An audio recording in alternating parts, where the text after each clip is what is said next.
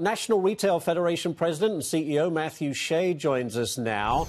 Matthew, let me ask you this. Are smartphones killing Black Friday? I don't think so. I'm not sure why they should be. Actually, if you look at the top 25 e-commerce sites, only one of them, Amazon, is operated by a company that doesn't have any physical stores. So if people are shopping on their smartphones, they're shopping at retailers. That's a good thing. But what about bricks and mortar, Matthew, is what I really mean. If everyone's just, using their smartphone to do their shopping, they don't have to go into the stores. I mean, what impact does that have on the actual brick and mortar folks? Well, again, of those top 25, 24 of them are bricks and mortar folks. So I think this is the conversation we've had a few times, you and I and Stuart, which is talking about how retailers are adapting and transforming themselves for this changed environment. We know that this year there are going to be 164 million people shopping across this holiday weekend.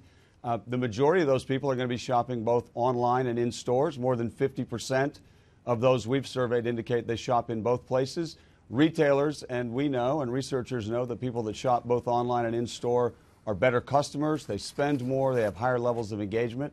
So being engaged online is a good thing, a positive thing. It's another form of shopping, but that's what's happening. We're transforming the way in which we engage with our retailers. Matthew, my feeling is if you can get the customer through the door, physical door, they may end up buying stuff they had no plans on buying because they're surrounded by all of these goods, and that's what stores like, people to come in, shop, and maybe pick up things that they wouldn't normally do. And is that being killed by online shopping?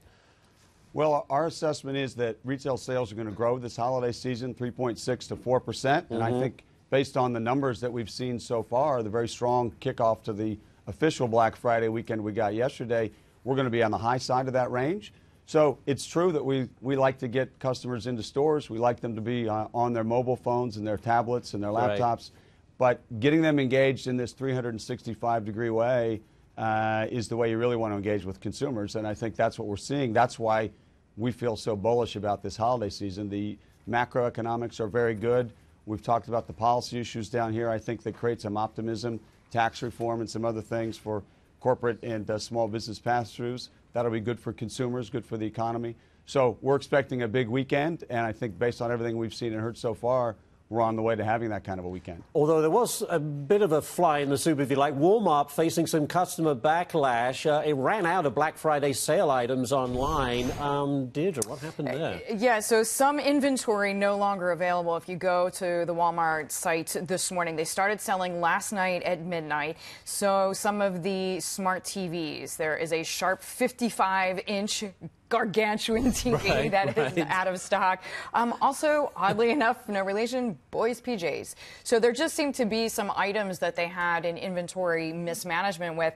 And what is a shame for Walmart is that they did actually, based on their last set of results, seem to be holding their own. Surprisingly, even surprising Wall Street. The stock traded up like 4% the day they released their numbers, showing that they were actually kind of just holding their own against Amazon, which is the biggest retail story right now. So I do think this is going to hurt them. I'm assuming within the next 12 to 24 hours, they're going to figure it out in time for Cyber Monday. But in the meantime, tons of people complaining on social media. That's not good for their brand, where they have invested so much in trying to say, we're new, we're modern, we have an app, you can make returns very easily within 5 minutes. We are very good. They've invested a lot in their website. Matthew, how much is that going to hurt Walmart? Because, I mean, you got to be prepared for this time of year, and especially as we head into Black Friday. How much of a black eye is that?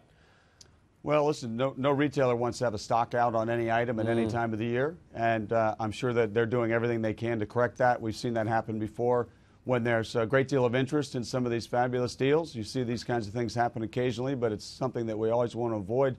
I guess I would point to the fact, just because we're talking about it, and Deirdre referenced, the stock, I think, popped 10%. It's at an all-time high after the analyst report. They confirmed, and I think they actually increased their forward guidance. They've got 13 consecutive quarters of same-store sales growth. I mean, this company is doing everything it can possibly do and doing it right, and taking share from people. So, look, they did not want this to happen today, but I think we got to look at this in the bigger picture and from a higher level. And in that context, they're doing more than holding their own. I think the results they reported, they grew e-commerce by 55% in the last quarter. I mean, incredible kinds of performance. And I think that demonstrates that all of these companies, many of them certainly have the ability to compete successfully in this environment. Target is doing it, Best Buy is doing it, Home Depot is doing it, many companies. So, you know, the conversation we sometimes have about, can you win in this environment? Absolutely you can win. And Walmart's an example of one of multiple companies that are doing it, and I think are going to have a very good weekend. All right, we'll have to leave it there. Matthew Shay, as always, thanks so much for joining us on this Friday. Thank you, Matthew. Nice to Appreciate talk to you. it. Thank you.